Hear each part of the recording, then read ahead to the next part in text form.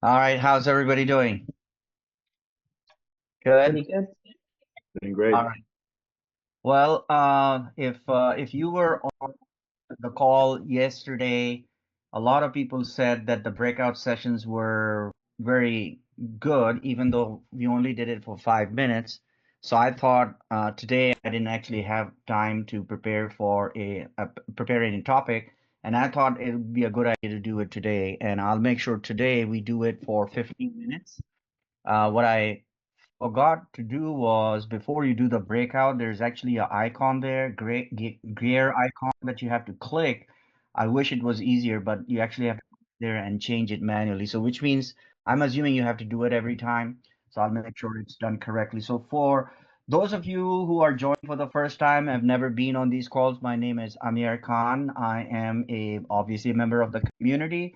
I volunteer these calls weekly. I've been doing it for almost a year Do you now. want me to have it on? Well, if we do breakout rooms, then it's not gonna work. That's what it sounds like. Okay, so just keep your mics muted, please. So I hold these calls every Thursdays at 8 p.m. Central Standard Time. They are recordings of these calls, and Major is going to put in the link in chat, so you can go to that link later on and watch these recordings. We have a lot of recordings on various topics and on with a lot of guests, so that'd be fun for you. All right, so we have yeah, I'm just trying to see how many people we have, and so here's how this is going to happen. Remember, this is a newbie coaching call, so I'm assuming a lot of folks who are on this call are newbies, but I do see there are some people here who are just not newbies, not anymore newbies. So what we're going to do is we are going to do a breakout session, just like how we did yesterday. This time we are going to make sure that it's 15 minutes in duration. And the purpose is this. When I do a breakout room, it's automatically going to assign the member. So I cannot manually, I can do that, but I would rather just have it done manually. So you'll be manually assigned to a room number. All right, so there might be 4 or 5 people in the room number. My suggestion is keep your mics muted, please. My suggestion is to have your camera on so you can speak to the other people in your room. Introduce yourself. Write down the notes. Write down the names of the people who are in the room. Share your biggest challenge. If you're a newbie, this is the purpose of doing this. If you're a newbie and you seem to have a challenge, share it with the group.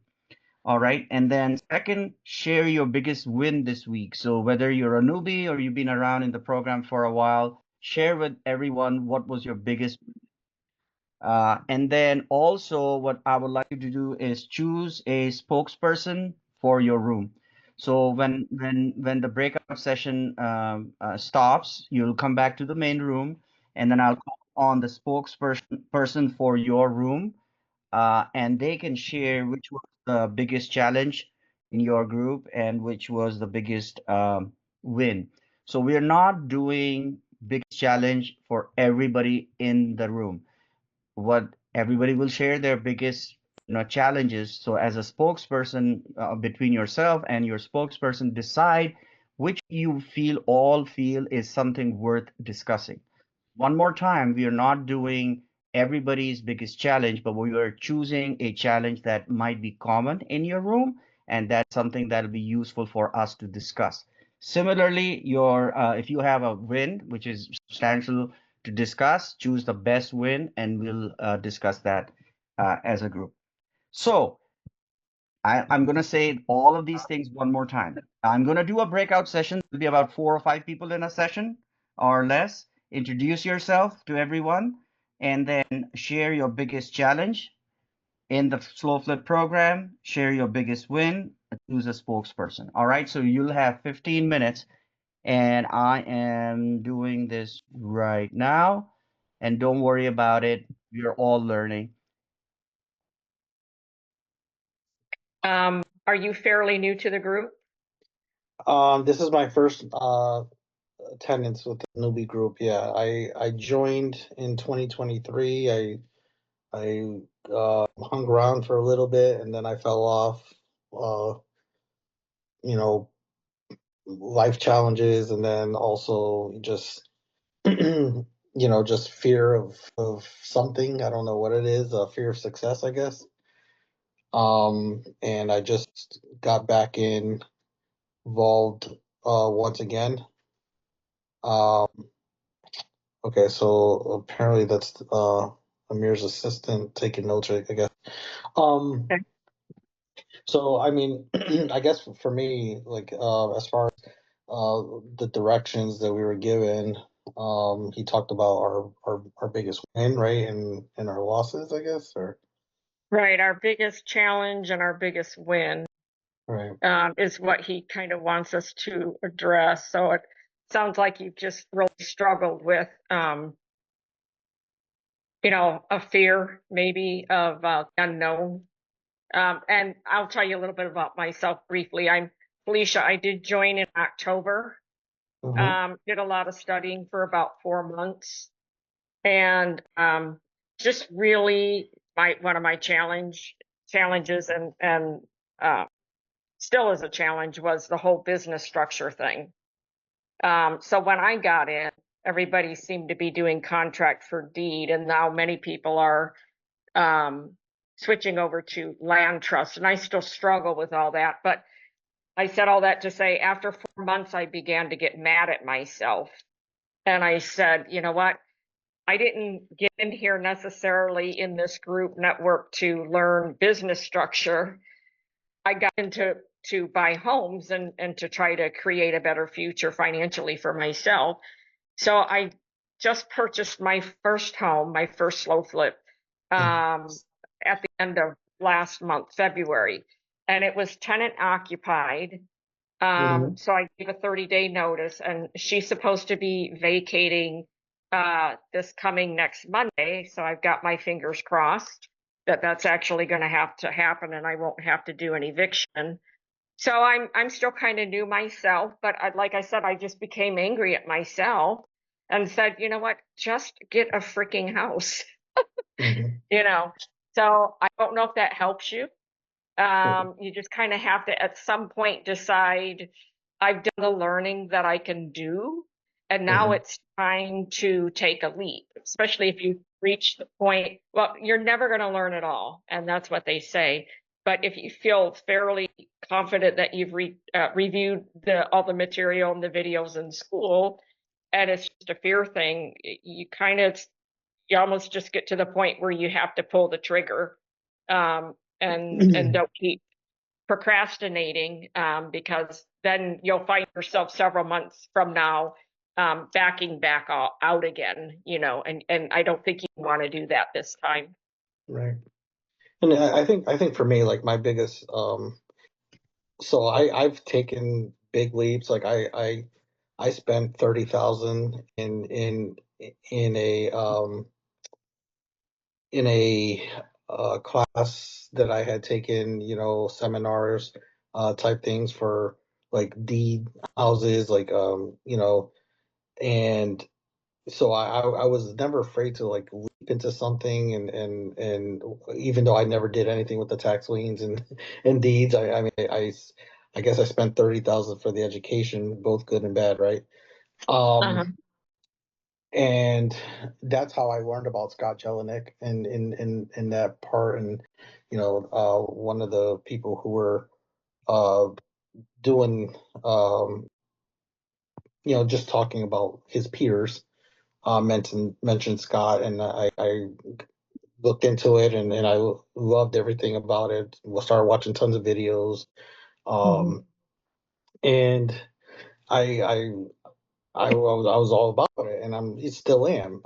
My problem is that I'm almost feeling like things have to be right for me to be able to make a move, and there's just so Mhm. many things in my head that's so I have about 80 to 90,000 in a dead um uh my retirement fund. I separated from my employer, you know, when I moved to North Carolina. So my 457 which is a state sponsored plan, is just sitting there. And you know, so like I don't know what to do with that. Like I can't put money into it. Do I go self-directed? Do I go a different way? I can take money out of there, and I'm only penalized because I work for the state and it's a state thing. I'm only penalized on income. I'm not penalized, you know, because of 59 and a half. Mhm. So I'm not penalized there. I just have to pay the taxes on the money that I pull. So do I pull the money out that way? Do I put it in the self-directed? Those type things like are kind of messing with me. I have an LLC that I bought that I created when I started the idea that I wanted to flip houses. I flipped one house. It was very successful. Didn't do it again. But I have an LLC that's sitting there that, you know, is it good enough? I don't know. I mean, is it set up? Wow. You know, I set it Mm. up with a real estate agent, or with a real estate attorney at the time for the purposes of flipping houses and things like that. But is it okay for this? And then, you know, I've had other people tell me, well, you know, your LLC is not good because you can be reached. It's easy to find. You know, you have to Mhm. go with the Wyoming or you know, like some other type of Right. like LLCs. So like all that stuff has pretty much put me in like in my I wrote about being stuck in the mud. Mhm. All that stuff is kind of like frozen me where I have assets, I have good credit, I have you know the will to kind of and I'm not afraid to go out and do something. I just want to prepare it before I do it because once I have all the my little list of things that I feel like I have to check off first. I'm okay. Right. I feel comfortable with my LC. I know what I have to do with my you know, investment vehicle that's just sitting there. You know, like once I have all those things, I have I'm pretty sure I have people that will lend me money because I've been a trustworthy person and always good with money for the most part. Like Mhm. so, like you know, I have the potential to really do this big. I just need certain points in my points in my path to get cleared, and once it's cleared, I'm off. But Right. you know, but that's where I'm at. So I would say my greatest thing is just getting re-involved, right? It's getting re-involved. That's probably the best thing that's happened to me this week. Right. My biggest challenge is you know being stuck in the mud. Right. No, I totally understand. I'm not completely clear on my business structure. I have looked in the group. I did a search of self-directed IRAs, and Mhm. there are several people in the group that have used that, and they list a few companies that they use to set that up. And I Yeah. guess they set it up under an LLC. Yeah, So, I did that for 2 3 days straight. I've been looking at that, like uh-huh. all the things that people posted in the past about self-directed. I also I also today I was like on websites and stuff like that, trying to look at that and watching something Sorensen or whatever the Right. attorney that does it, Yeah. Sam's or whatever. But I was watching videos on that today and stuff like that. But it's still like I don't know, like I just feel like I need just that guidance, like, you know, just to, hey, this is what you got to do, you know, knock that out. And then like, okay, that's my focus. I will knock that out. But I Right. just need Right. to Yeah. you know. Yeah. But you're awesome because I mean, you must have yourself in a position at least where you feel comfortable that you know the system Well, and you took in that step and actually purchased that property. So that's great. I have a Wyoming LLC and an Ohio LLC, and I was, going to purchase homes in Ohio. I wasn't getting anywhere with that, so I got frustrated, and I bought a house in the group in Illinois.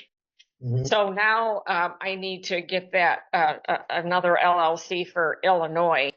Um, so I kind of got frustrated with the whole business structure thing.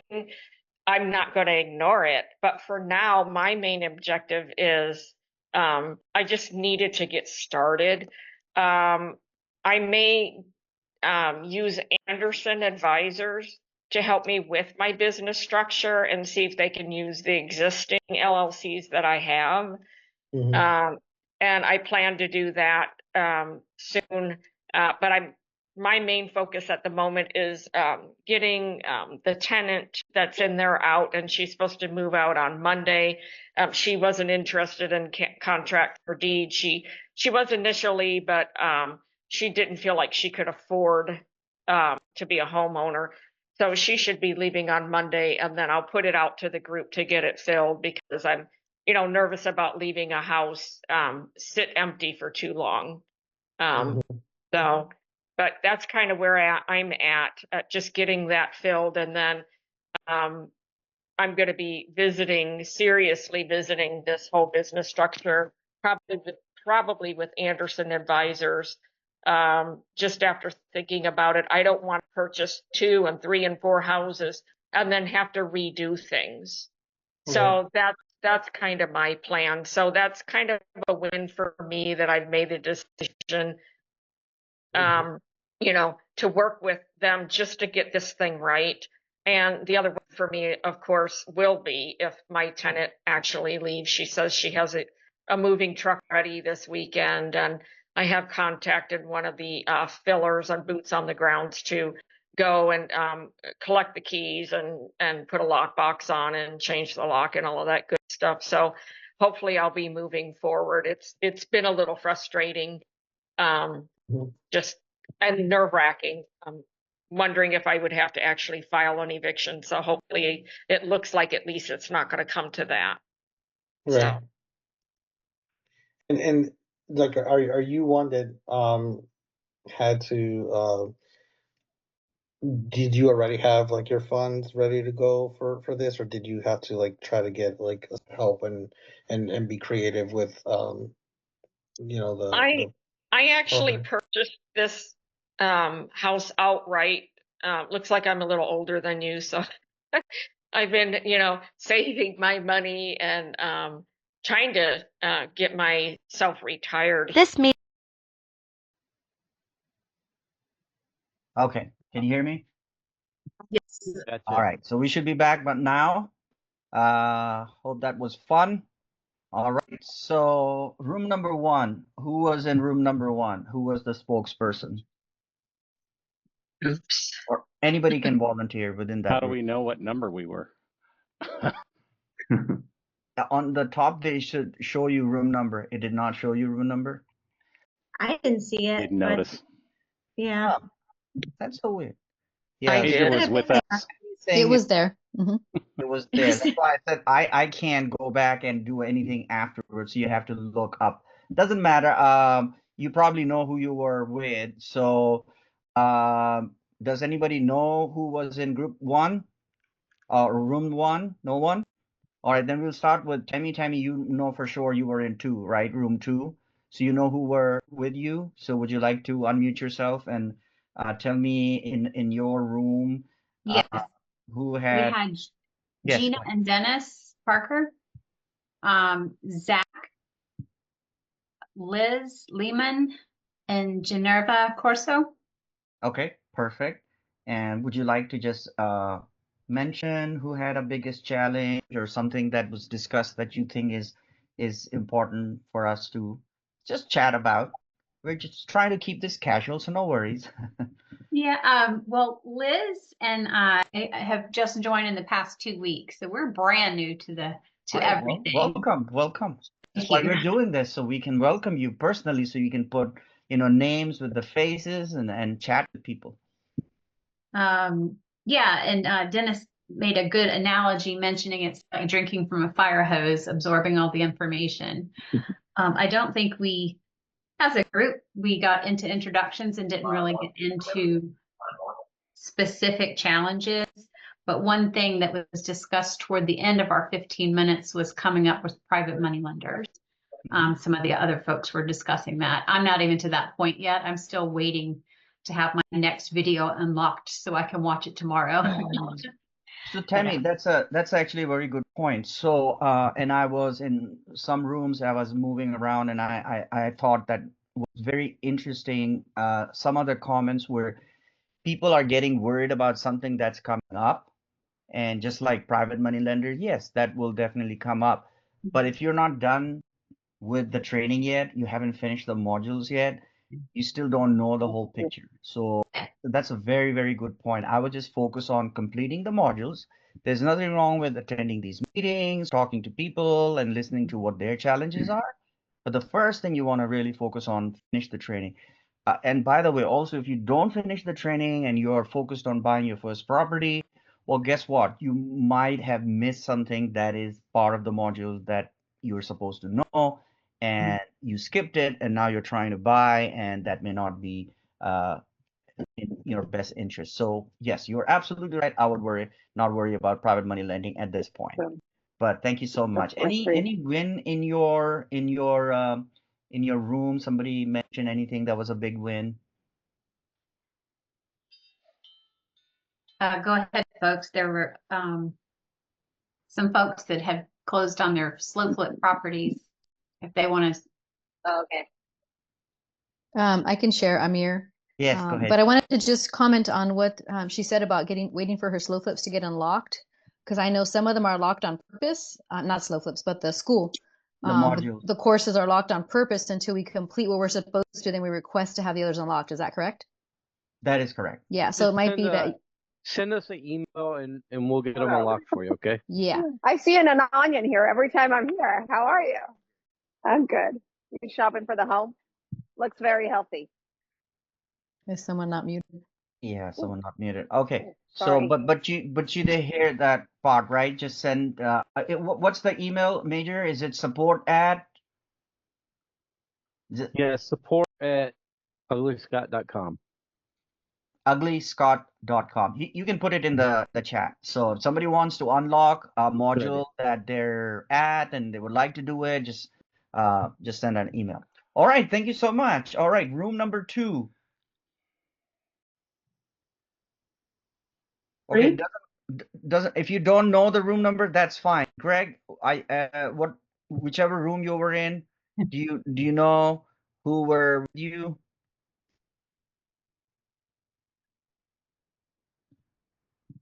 No?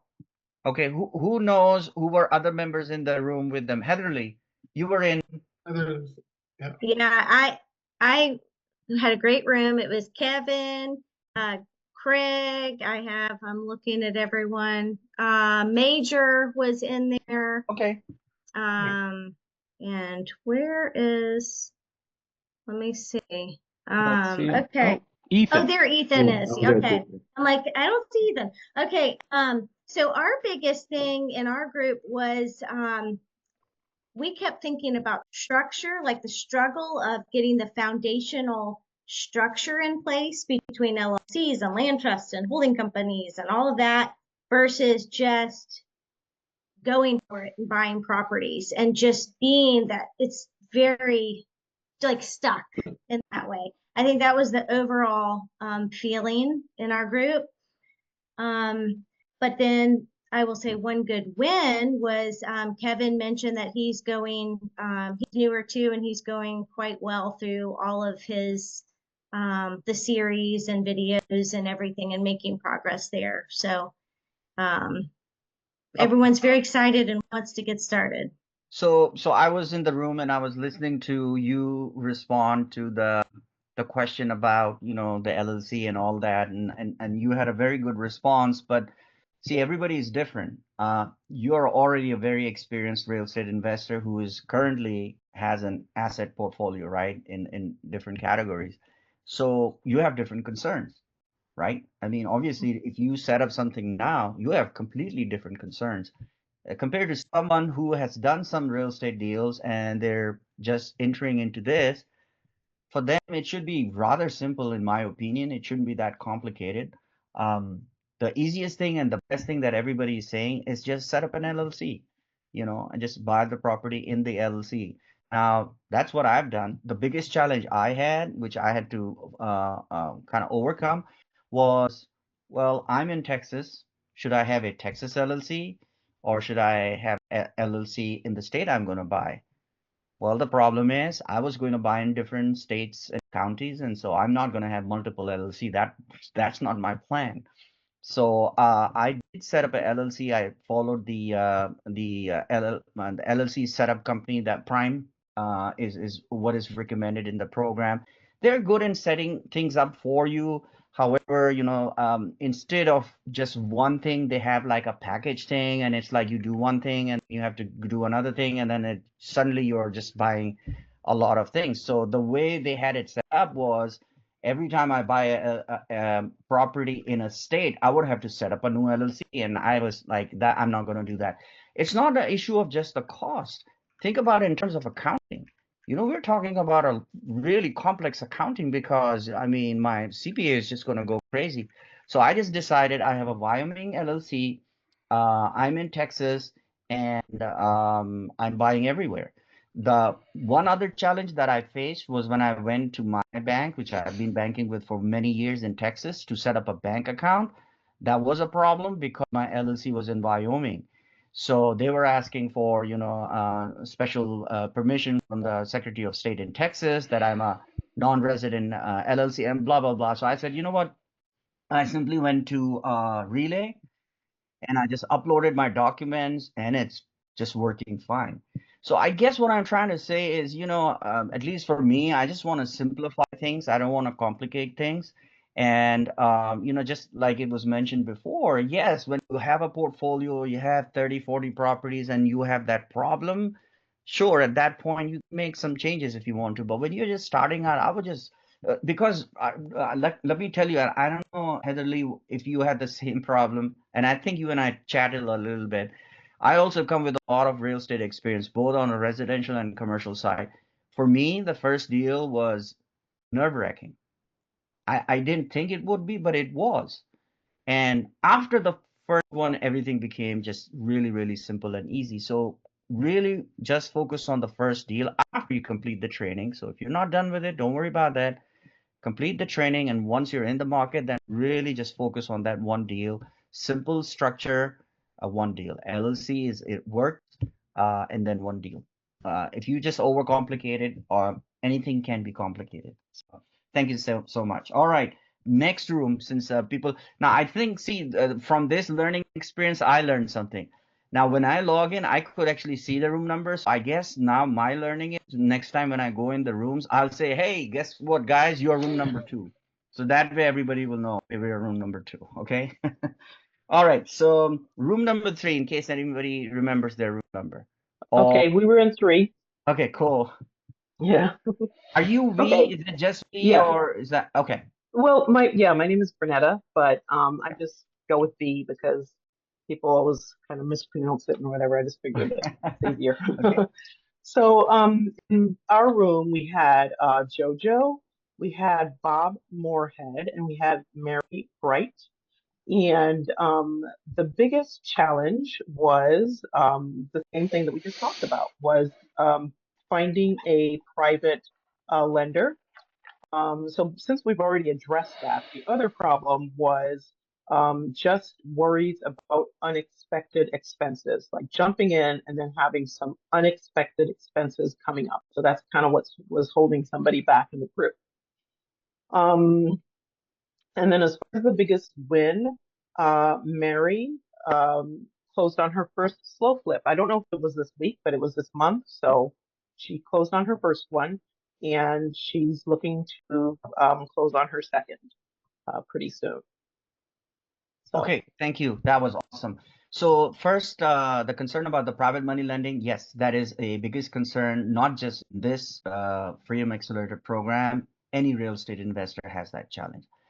I did announce something. If you were on a call yesterday, I was a guest host, and I did announce quite a bit detail about a certification program for private money lenders that I'm teaching right now. And there are 9 people in there, which are part of our community, who are going to be certified in about 2 weeks. And they're going to be lending to the community members. So again, these are members of the community who want to become private money lenders. They didn't have the skill set or the training. So I created a whole training program. We're almost done with the training. In 2 weeks, they're going to be done. However, there are limitations, and this is important for everybody, especially the newbies, to understand this. any private money lender is going to be a little bit hesitant if you do not have at least one deal that you've done yourself. Let me repeat that. If you go out, regardless of whether you do it with these certified private money lenders who come in the in our system and they're going to be offering to lend, they're all going to want to see some experience. All right. It doesn't mean real estate experience. What it means is doing the first deal.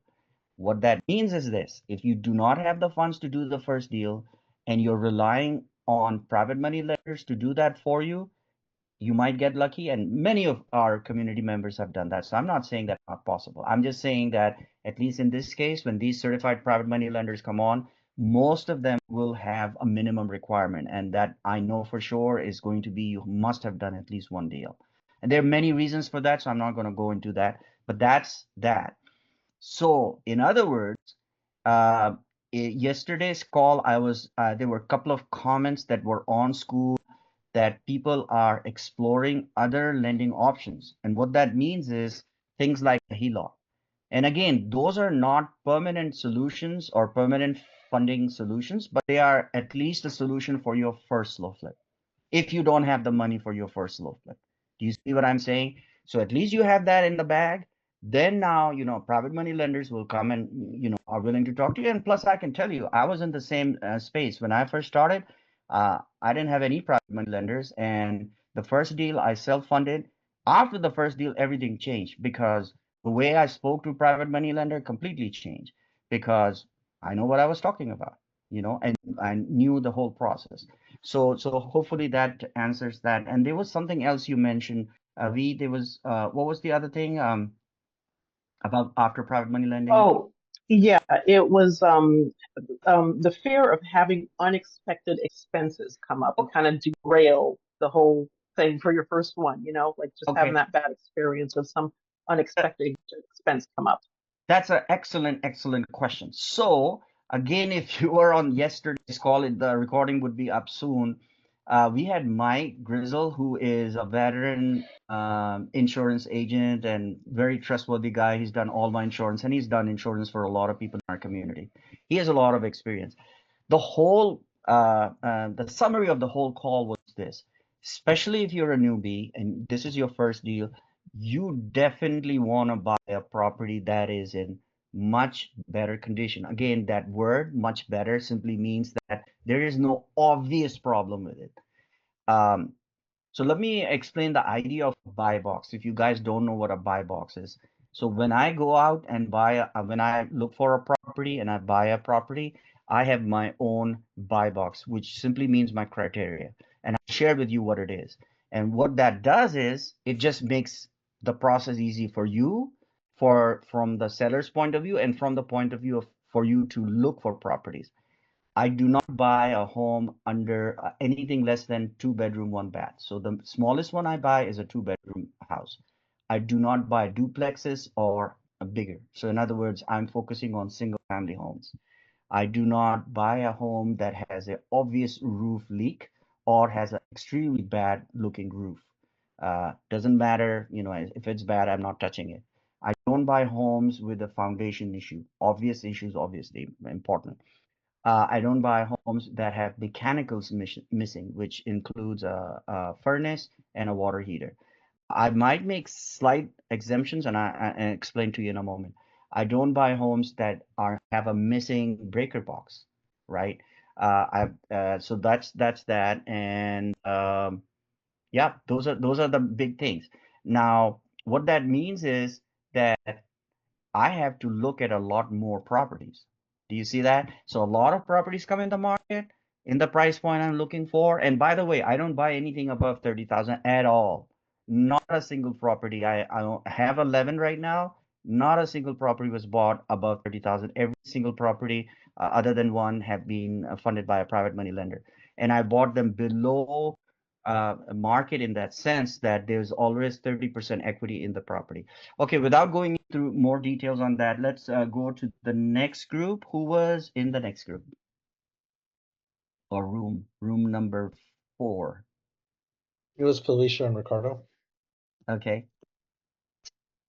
Hi, Felicia. You wanna Sure. Yeah. Ricardo and I were talking about both our challenges and our wins. And Ricardo was talking about just really struggling with business structure, which a few other people have mentioned already, and also funding and how he wants to do that, whether he wants to do a self-directed IRA type of funding. So he's kind of dealing with those challenges right now. Myself, same thing, you know, structure, but I have already set up my structure as far as Wyoming LLC and an Ohio LLC. I've been in the group since October and really spent a lot of time struggling with exactly being type A, getting that set up right. Wins for Ricardo were that he is stating he joined quite a while ago, but that he's gotten involved in the group. And so he's excited and glad to be back and ready to do something. Okay, wonderful. Felicia, may I ask why do you have two LLCs, one in Wyoming and one in Ohio?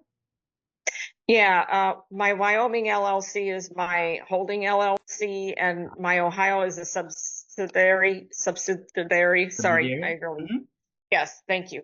I had intended to buy in Ohio, but it wasn't coming together for me. I did buy a home in Illinois, so I may have to get another LLC for Illinois when I get a tenant buyer in the home. Currently, I just bought the house, and there's a tenant in it that thankfully looks like she's going to be moving out this coming next Monday, and then I'll put it into the group to fill, which at that point I may do that contract for deed under an Illinois LLC.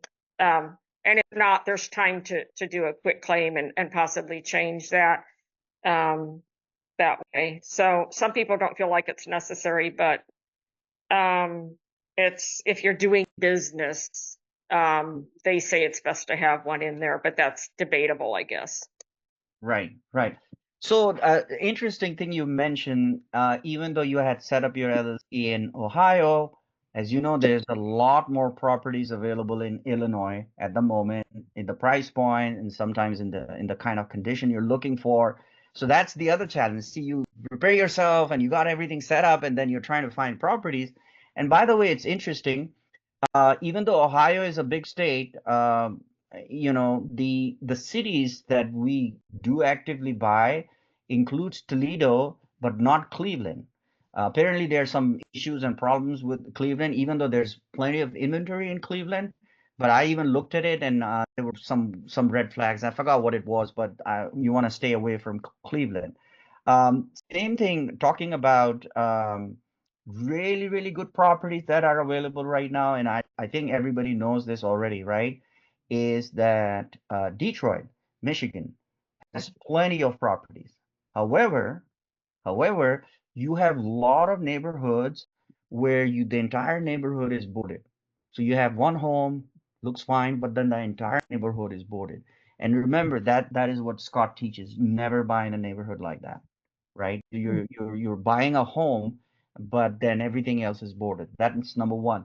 Number two, which for me is the biggest concerning thing, I was actually looking at Detroit because they had properties in the price point and in terms of condition and all that, is that this is what Mike told me, is that currently most of the carriers that he have, they're not even writing any insurance policy for Detroit. As soon as they find out an address in Detroit, they're not writing it.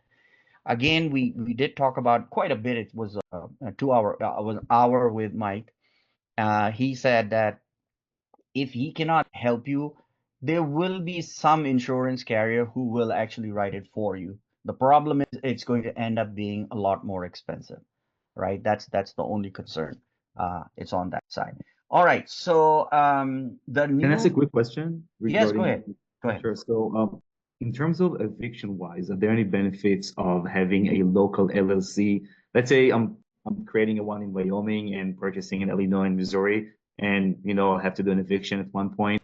If the property was under a local, let's say Missouri LLC, would it be easier to file for eviction or something? Not really. What you do want to do, which obviously you have to, is to hire a local attorney. That is the more important thing because the attorney is going to represent you or your LLC, so they're going to be there. There have been some cases where if you are, that is for the issue of large corporations buying a lot of rental properties and doing evictions. Some judges might look at it differently, but we are small players, so I don't think that is an issue. The important thing is you do have to hire an attorney and make sure that you follow the process, whatever is recommended. Thank you very much. Sure. The other news is I forgot to tell you that from now on, all these calls are going to be 1 hour, so we will have 15 more minutes on the call. I'm sure everybody will appreciate that. All right, Dennis, go ahead. Hi, Amir. Hey. Yeah, I just wanted to share on the LLC thing. I'm not a corporate specialist or anything like that, but I just want to share what I do. I hear a lot of questions on that. I'd set up I live in California, very litigious state. I didn't want to. I do some wholesaling, flipping out here in California before we got into slow flipping. So I'd set up a Wyoming LLC, and then I registered it to do business in California. It's a lot less expensive. I didn't have to set up an LLC in California. So my Wyoming business is doing business in California, and it's just a registration. You do pay a fee that states a fee, but you're not setting up a whole LLC. And then we bought our first properties in Illinois, so I had reached out to the company that I use and just say, hey, we're doing business in Illinois, and they just filed the registration paperwork just so that my Wyoming LLC is registered to do business in Illinois also. A lot less expensive, so I just have one LLC, Wyoming. Very obviously, you guys understand it's very pro business, and they have good entity laws for protection. And if I ever did decide to leave California at some point, then I wasn't stuck with the California LLC. Got it. Kind of, yeah. That Wyoming's kind of like my home base, Mhm. and I can kind of branch out from there. So that's kind of my strategy. That makes sense. Thank you for sharing, Dennis. Craig, go ahead. No, I was just actually gonna ask Dennis because I'm in California as well, and it's like an $800 just straight up, charge every year annually, regardless what business you do. So through that registration process, you say, having Wyoming do business in California, that avoids that $800 expense then? Unfortunately not. That's just the price of doing business in California. California, there's no getting away around it, right? That's why I said, California I left that option to leave. Rats. We get taxed to death over here. But yeah, the Wyoming LLC or entity itself is relatively inexpensive, obviously compared to California or some states. But yeah, when you register in California, you still have to pay that $800 annual fee. Just can't get You around want that their one. money no matter what. That's what I figured. I got all hopeful there for a second, but Yeah, but when you register in other states, you're not going to get tagged with that. right. All right, thank you. All right, cool. Somebody has their hands raised up. I'm not sure. Go ahead and mute yourself. I can't, there's no name, so I don't know your name, sir. Sorry. I just lowered my hand. I don't know. That was me. It was Dennis. Oh, I just lowered it. okay. So you don't have a question? No, I had raised my hand and asked a question, but then I forgot to lower my hand. Yeah, I think you were probably talking about me. I'm not sure if Okay. my name is set up or not. Yeah, my question was with regards to the LLC. So I have one in North Carolina that I actually have never used. I've had it for several years, since about 2019 or so. And I've actually never used it. I set it up for when I was going to be doing some house flipping. I did one house, but I ended up buying the house in my name before I started the LLC. So I never actually used it for that. Should I dissolve that LLC and then purchase a Wyoming or get a Wyoming LLC, or keep paying on this one and also pay on the other one? Like I don't know. It just comes down to what your goals are. What is this LLC that was set up? And you know, in a LLC, you have the declaration that you are saying and disclosing what the LLC is set up for, the purpose, the articles of incorporations and all that. So you were saying you were doing real estate in that LLC as well, right? That was Well, the my plan was to. I never actually used it because I actually ended up purchasing the house before my LLC yeah, I understand. came into effect. What I'm asking is, with that LLC, you did your goal was to buy real estate, right? So in Yes, the sir. articles, that's what it says.